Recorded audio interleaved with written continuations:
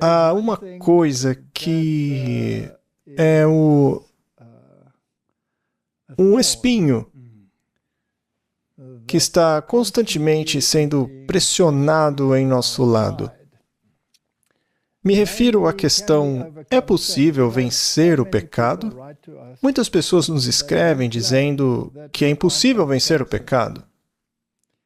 É claro, isso é uma distorção grosseira do que estamos dizendo, porque há pessoas por aí que amam distorcer o que os outros dizem, não é mesmo? Mas para essas pessoas que fazem isso, gostaríamos de dizer claramente qual é a nossa posição. E com isso, vamos encerrar de uma vez por todas o assunto. Afinal de contas, não importa o quanto falemos sobre isso, as pessoas vão continuar a distorcer o que nós dissemos. Vão dizer que dissemos assim ou assado, quando na verdade nunca dissemos o que elas estão dizendo que dissemos. É exatamente como você disse. Por exemplo, eu escutei um deles dizendo: o Walter White está dizendo isso, mas ele quis dizer aquilo outro. Isso é excelente, eu não sabia dessa. Então veja, eu digo uma coisa, mas no fim não quero dizer essa coisa. Ai, ai. Bom, eu não vou usar nenhum adjetivo para essas pessoas, né? Mesmo que elas sejam um espinho para nós. E todos sabem como um espinho pode ser irritante. Mas, enfim, podemos vencer o pecado.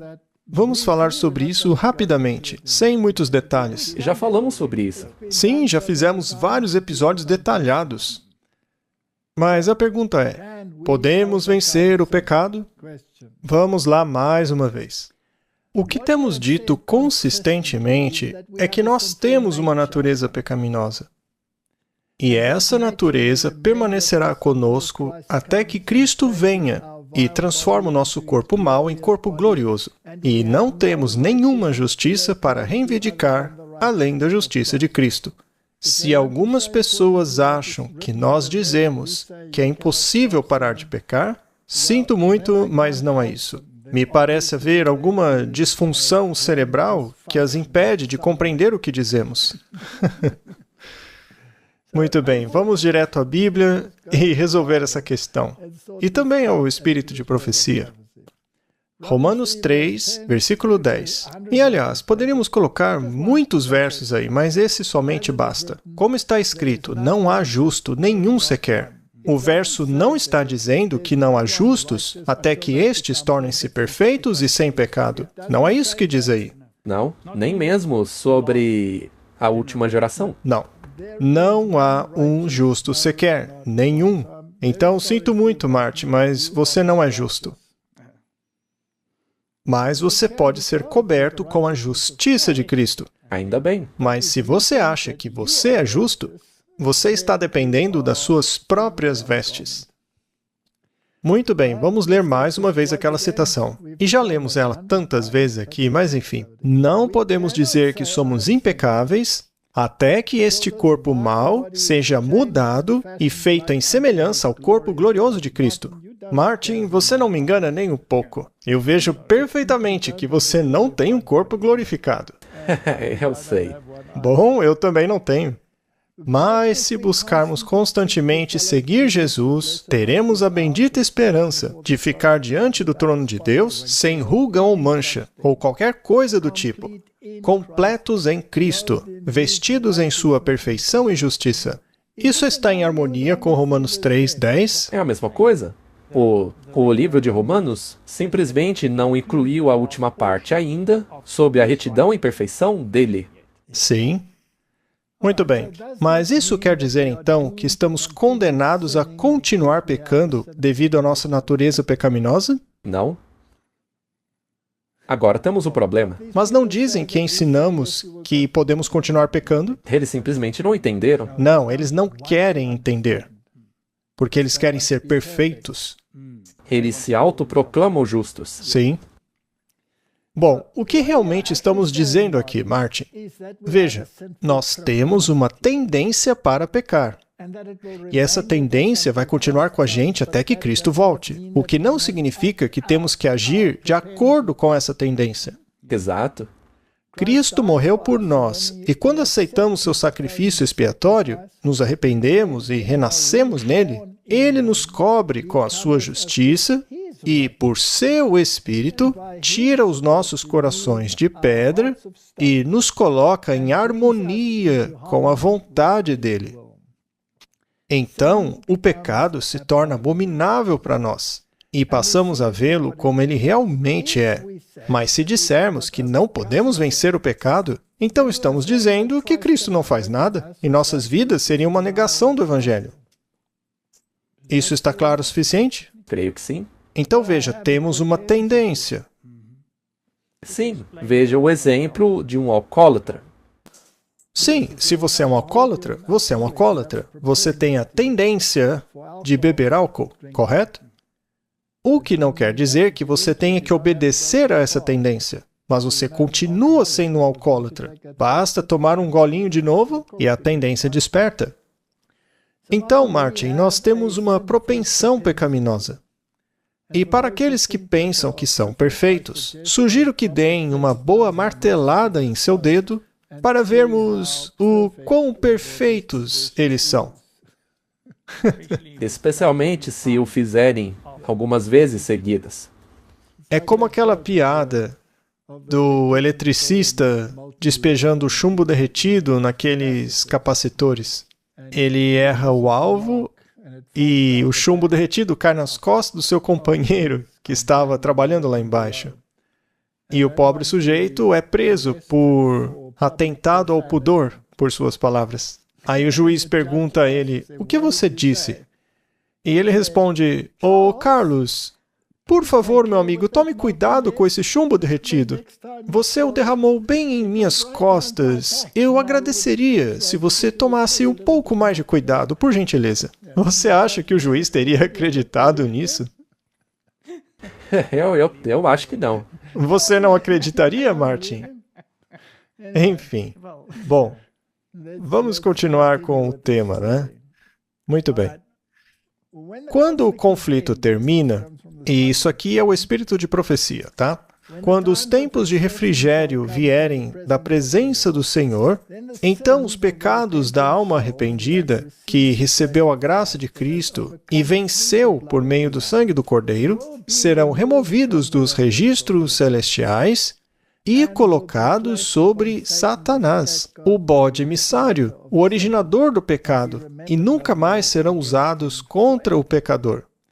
Quando o conflito da vida for terminado, quando a armadura for deposta aos pés de Jesus, quando os santos de Deus forem glorificados, tenham sido ressuscitados ou glorificados diretamente pela volta de Cristo, será somente aí que será seguro afirmar que somos salvos e sem pecado.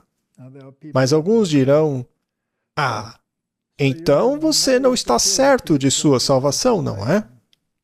Veja, sempre que você faz uma declaração sobre algo, vem o outro lado e distorce tudo de novo. Pois é. Então você está querendo dizer que... Não, pare de inventar. Apenas preste atenção no que eu disse. Pois é, eu estava pensando... Quando você contou aquela piada e nós estávamos vindo, né? Agora alguns dirão, que absurdo, vocês estão zombando de Jesus, estão zombando do sacrifício dele. Eles podem dizer o que quiserem. O fato é que temos uma natureza pecaminosa, ponto. Temos tendência para pecar. Porém, nós não queremos pecar. Nós abominamos o pecado. E ficaremos nesta situação até morrermos, ou até que recebamos o corpo glorificado. E, por meio disso, estaremos glorificando Cristo. Isso é o principal. E nós nunca pregamos aqui a autojustiça. Muito bem, agora eles vão dizer, então você quer dizer que não podemos afirmar que estamos salvos. O que podemos dizer é que temos fé naquele que começou uma boa obra em mim e que ele a completará. Então a responsabilidade não é minha, mas dele.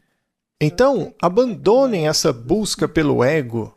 Apenas confiem em Cristo. É Ele que nos declarará justos.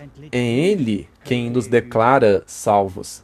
Muito bem, vamos dar uma olhada no que a Bíblia diz. Senão as pessoas vão dizer, ora, vocês estão falando apenas de Ellen White. Eu procurei pelas palavras não pequem nesta sequência aí na Bíblia. E há muitos outros versos. Pode haver centenas de textos sobre o pecado e o que ele faz. Mas as palavras não peques, na versão King James, existem em apenas 10 versículos. O primeiro está em Êxodo 20, versículo 20.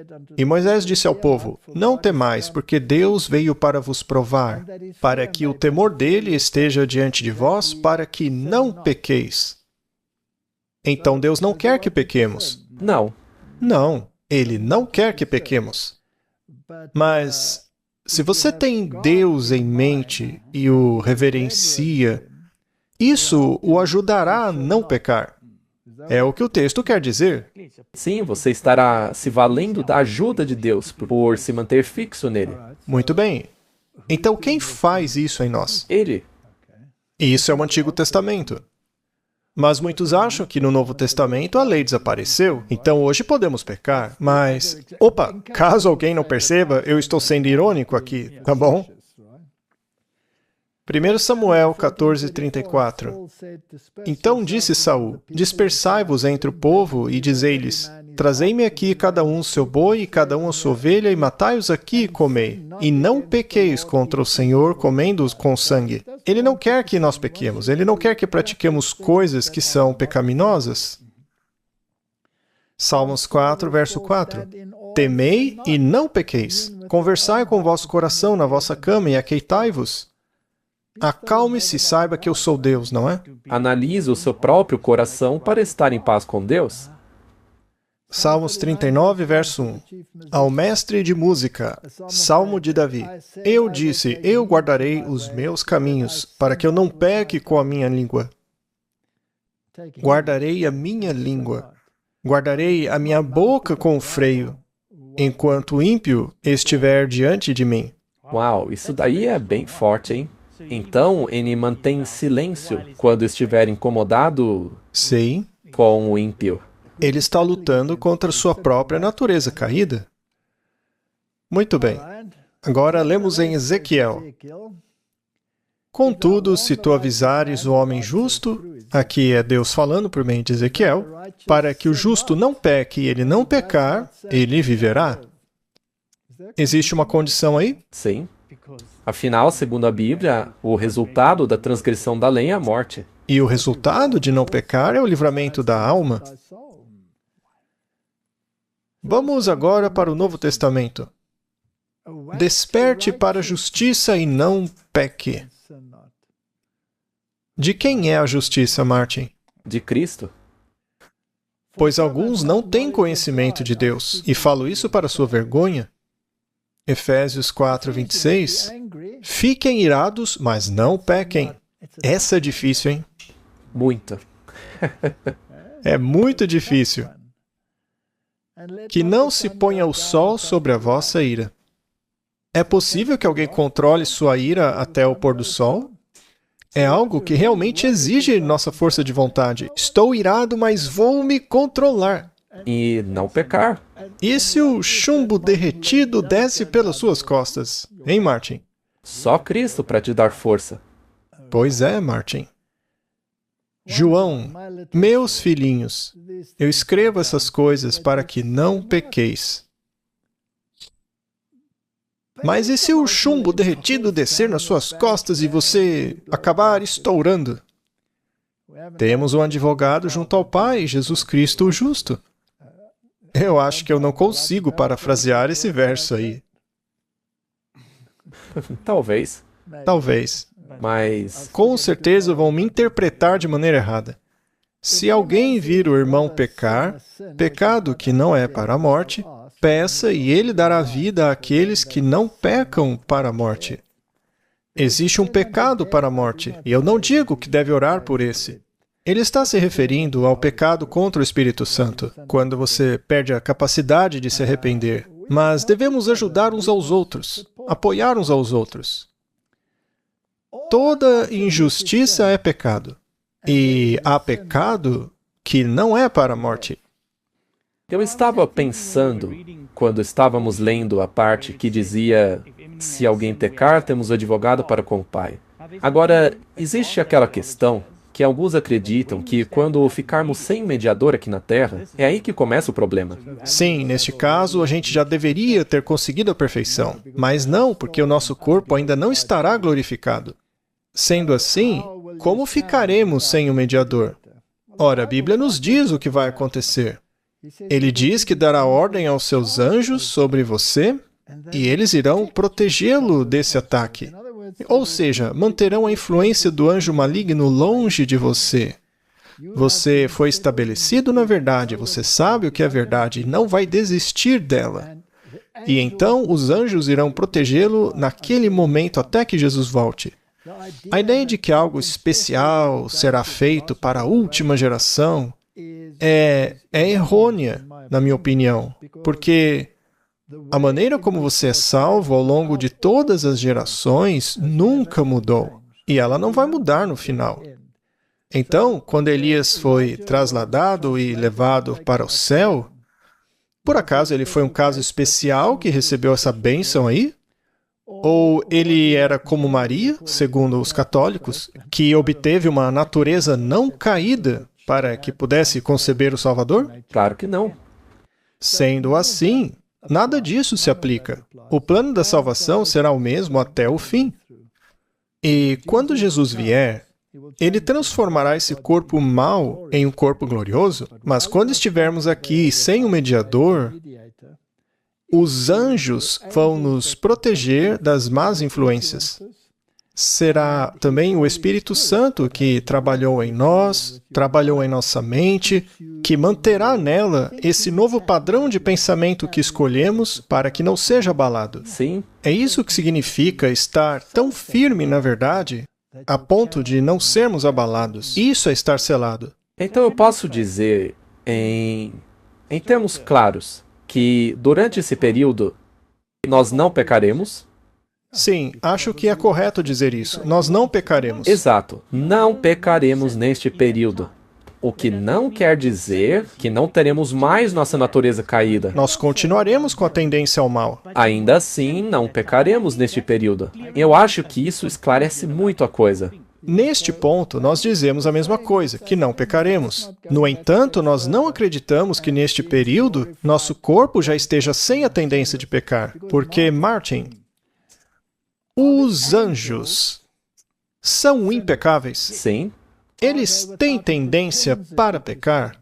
Não, eles não têm tendência para pecar. Certo. Mas eles caíram? Parte deles, sim. 1/3 pecou. Muito bem. Vamos ver outro exemplo. O Adão, lá no Éden. Ele era sem pecado? Sim. Ele tinha tendência para pecar? Não. Mas ele caiu? Sim. Então havia possibilidade. Sim.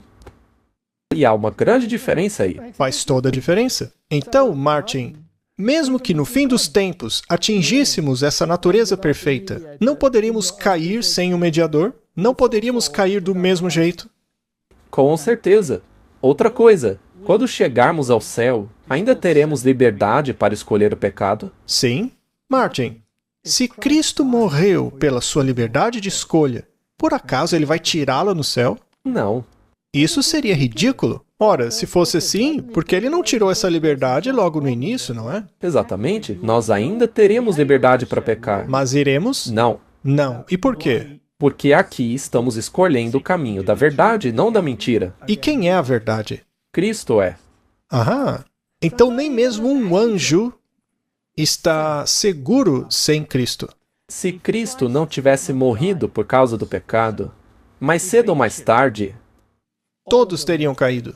anjos, mundos não caídos, todos provavelmente acabariam pecando. Então todos no céu ainda dependerão de Cristo para permanecerem sem pecado por toda a eternidade. Mas já não haverá ninguém duvidando de Cristo, pois foi a semente da dúvida que foi lançada lá no início. que levou a essa separação de Cristo, que, por sua vez, levou as criaturas ao pecado. Foi por causa disso. Então, há 10 versículos na Bíblia que dizem não pequeis. Será então que Deus está pedindo o impossível? Não. Não. Muito bem. Então a mensagem do terceiro anjo, na verdade, é a da justificação pela fé. Muitas pessoas me escreveram perguntando se a mensagem da justificação pela fé é a mensagem do terceiro anjo. E eu respondo que esta é certamente a mensagem do terceiro anjo. Esta é verdadeiramente a mensagem. Ora, mas a mensagem do terceiro anjo não é a mensagem nos ordenando a não quebrar os mandamentos de Deus, não substituindo-os por uma ordem de mandamentos baseada em justiça própria que não está na Bíblia? A terceira mensagem não é essa? Então, como essa mensagem também é a respeito da justificação pela fé? É porque você não pode fazer isso sem que a justiça de Cristo lhe dê o poder para tal. Ela apresenta um Salvador exaltado. É isto que ela faz. Esta mensagem tinha como objetivo trazer mais destaque ao mundo para o Salvador exaltado, o sacrifício pelos pecados do mundo inteiro. Apresentava a justificação pela fé no fiador. Convidava o povo a receber a justiça de Cristo, que se manifesta na obediência a todos os mandamentos de Deus. Esse é o X da questão. Ao recebermos a justiça de Cristo, somos capacitados a guardar os mandamentos. E, portanto, isso se manifesta. Martin, você era um violador do sábado antes de descobrir a justiça de Cristo, não era mesmo? Ora, sim, claro que era. Sim, claro que era. Mas agora que você descobriu a justiça de Cristo, você não desistiu do falso sábado, passando a guardar o verdadeiro? Sim. E foi fácil, não foi? Não, não foi. Mas você conseguiu. Sim. Porque, a verdade, eu acredito que é isso que Deus requer de nós. E isso fez obedecer. Então você parou com esse pecado? Sim. Precisavam ter seus olhos voltados para sua pessoa divina, seus méritos, seu amor imutável pela família humana. Todo o poder é dado em suas mãos para que ele possa dispensar ricos dons aos homens, concedendo o dom inestimável de sua própria justiça ao indefeso agente humano. Esta é a mensagem que Deus ordenou que fosse dada ao mundo. É a terceira mensagem angélica que deve ser proclamada em alta voz e acompanhada do derramamento do seu Espírito em grande medida. Então, Martin, o que estamos dizendo é o seguinte: parem de se orgulhar de sua ausência de pecado e aceite a justiça de Cristo como seu passaporte para o céu. Nunca diga, ora, veja como eu consegui me livrar do pecado. Isso é farisaico. Há um versículo que diz, cuidado, se você julga estar de pé, cuidado para que não caia. Cuidado com essa ideia de achar que chegou lá. Muito bem, agora vamos à pergunta novamente. Podemos vencer o pecado? Ora, nós temos que vencer o pecado. Mas temos que vencer o pecado em Jesus. Martin, se você não põe isso em prática, está perdendo tempo. Sabe de uma coisa? Temos que tomar cuidado, porque às vezes somos cristãos, mas da boca para fora. Muitos acreditam que poderão ficar sem um mediador porque já conseguiram a sua perfeição, mas nem os anjos conseguiram isso. É Jesus que nos capacita, Ele nos conduz. Ele vive a sua vida dentro de nós. E agora eu faço a pergunta, Martin. Nós não cantamos isso? Viva a tua vida dentro de mim. Ó Jesus, etc, etc. A gente não canta isso? Para não nos gabarmos e dizermos que somos sem pecado, precisamos de uma abordagem humilde às nossas habilidades. Em vez de nos gabarmos de nossas conquistas e dizer que somos sem pecado, lembremos-nos de quem somos e demos glória a Deus por tão grande salvação. O caráter que desenvolvemos aqui é o caráter que levaremos conosco para o céu. Você concorda com isso? Com toda certeza. Vejamos o que o livro Parábolas de Jesus tem a dizer. Quando a voz de Deus despertar os mortos, eles sairão da sepultura com os mesmos apetites e paixões, os mesmos gostos e desgostos que nutriam quando vivos. Deus não faria um milagre para recriar um homem que não foi recriado quando este teve toda a oportunidade e provido com toda a facilidade. Durante seu tempo de vida, esse homem não teve prazer em Deus, não teve prazer em servir a Deus. Seu caráter não está em harmonia com Deus e ele jamais seria feliz na família do céu. Simples assim. Os pensamentos que você leva consigo para o túmulo são os pensamentos com os quais você acordará. E a rebelião que leva para o túmulo é a mesma com a qual acordará. Sim. É isso aí. Temos que deixar Cristo nos renovar aqui. Nosso caráter não será transformado no túmulo. Portanto, essa transformação deve ocorrer aqui e agora. Nenhuma carne será justificada pelas obras da lei. Não há poder na lei para salvar o transgressor dela. Se o homem, depois de sua transgressão, pudesse ter sido salvo por meio de sua dedicação em cumprir a lei, aí Jesus não precisava ter morrido. Os fariseus não lavavam os copos por dentro e por fora e ainda coavam o que ia dentro? Tudo isso para não beberem um líquido contaminado? Ora, isso ajudou em algo? Em nada? O homem poderia depender de seus próprios méritos e dizer, sou impecável. Não é o que alguns dizem? É isso. É como aquele manto da parábola do homem que entrou na festa do casamento. Jesus olha para ele e diz, amigo, que roupa é essa que você está usando? Então, eu costurei essa roupa perfeitamente com a minha capacidade. Eu mesmo alcancei minha perfeição. Eu me basto. Deus jamais rebaixará a lei ao padrão do homem, e o homem jamais poderá se elevar para responder às suas reivindicações de perfeição. Mas Cristo veio ao nosso mundo e pagou a dívida do pecador, sofreu a penalidade pela transgressão da lei e satisfez a justiça, e agora o pecador pode reivindicar a justiça de Cristo. Onde abundou o pecado, superabundou a graça. O pecador agora pode reivindicar a justiça de Cristo. Mas alguns acham que conseguem a perfeição sozinhos. Romanos 5:8. Mas Deus prova o seu amor conosco em que, sendo nós ainda pecadores, morreu Cristo por nós. Para mim, é bem claro. Então vamos refletir sobre isso novamente. Esse aqui é um comentário meu. Dessa forma, potencialmente, cada pessoa pode ser salva porque o sangue de Cristo é suficiente para todos. Mas isto significa que todos serão salvos? Não. Não. Porque somente aqueles que aceitam o plano de salvação e cumprirem suas condições serão salvos. Correto? Potencialmente, todo homem pode ter acesso ao céu, mas poucos são os que encontram porque não procuram. Mas o que dizer daqueles que nunca ouviram a verdade? Existe diferença entre aqueles que sabem a verdade e os que não sabem? Não é uma boa pergunta? Lá em Romanos, ele tem muito a dizer sobre os que estão sob a lei e aqueles que não estão sob a lei. Em outras palavras, aqueles que conhecem a lei e sabem o caminho de Deus e os que não conhecem o caminho. Ah, mas aí você acabou de complicar as coisas. Você vai ter que explicar sobre Romanos agora. Porque exatamente isso que você acabou de mencionar é uma das razões pelas quais todo mundo evangélico diz que você não precisa cumprir mais a lei. Anulamos assim a lei? Deus nos livre. Nós cumprimos a lei. Então, uma questão de equilíbrio. Curioso que eles nunca mencionam esse verso, né? Mas enfim, vamos ver o que diz o manuscrito 130. Um comentário sobre João 15:22. Os testes de Deus diferem. É o que Romanos diz também.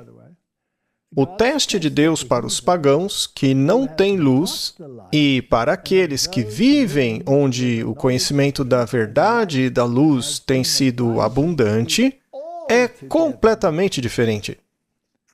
Ele aceita daqueles em terras pagãs uma fase de justiça que não satisfaz quando oferecidas por aqueles em terras cristãs.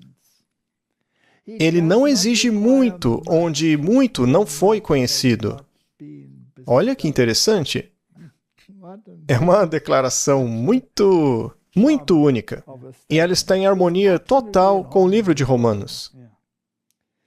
Então, se você aceitou a Cristo e afirma ser um cristão, isso coloca mais responsabilidade sobre você? Com certeza.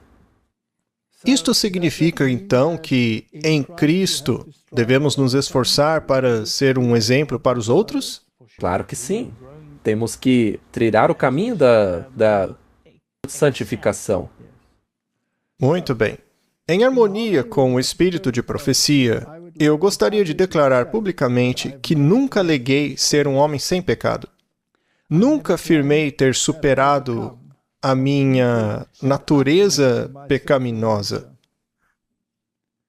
Ainda assim, eu afirmo claramente que eu não quero pecar. Com certeza. E, pela graça de Cristo, posso vencer o pecado. Do contrário, onde se encaixaria a santificação? Ela não teria razão de existir. Podemos dispensá-la, continuar com a justificação e continuar pecando. E assim podemos jogar fora a lei? Sim. Então, todo aquele que afirmar que nós ensinamos que podemos continuar pecando livremente porque estamos presos a essa natureza pecaminosa, não entenderam a justificação pela fé e nem a santificação. Porque na Bíblia diz que sem a santificação ninguém verá a Deus. Mas a questão de quanto você entende da verdade desempenha um papel fundamental porque Deus é um Deus justo. Acho que as pessoas não entendem que é a santificação. Acham que tem que trabalhar para ela, mas é Cristo que nos santifica. Não é pelas obras da lei que somos salvos. Somente as obras feitas por Cristo em você é que têm valor para Deus. Na verdade, isso mantém você na santificação. Até mesmo um pagão, que seja uma pessoa decente e gentil, mesmo sendo pagão, ainda assim é motivado pelo Espírito de Cristo, ainda que não saiba, porque sozinho seria impossível ele conseguir isso. Porque o seu chefe seria o próprio Satanás, o grande tirano. Espero que isto tenha clarificado o assunto. Eu não quero falar sobre isso de novo. Mas, Martin, mal posso esperar para ter um corpo glorificado, para que assim tenha um fim essa luta constante contra a nossa própria natureza caída. Um dia, essa luta constante contra o próprio eu finalmente vai acabar. Não é maravilhoso? Claro que é. Guardei os caminhos do Senhor e não me afastei impiamente do meu Deus. Aqui é Davi falando. Martin, leia a história de Davi e veja o que ele diz aqui. É claro que isso é o tipo de Cristo, que realmente fez isso. Ele não fez nada de mal e nunca se afastou de Deus. Então, sua única reivindicação seria o tipo de Cristo. Pois todos os seus juízos estavam diante de mim e não rejeitei os seus estatutos. Eu sempre fui justo diante dele e me guardei da minha iniquidade. Isso rima com a história de Davi na Bíblia? Não. Mas se assemelha com a história do antítipo. Isso, com a de Cristo. Então vamos colocar a ênfase onde ela está. Vamos agora começar o nosso tema de hoje. Oba! Espero que nunca mais falemos sobre aquele assunto novamente.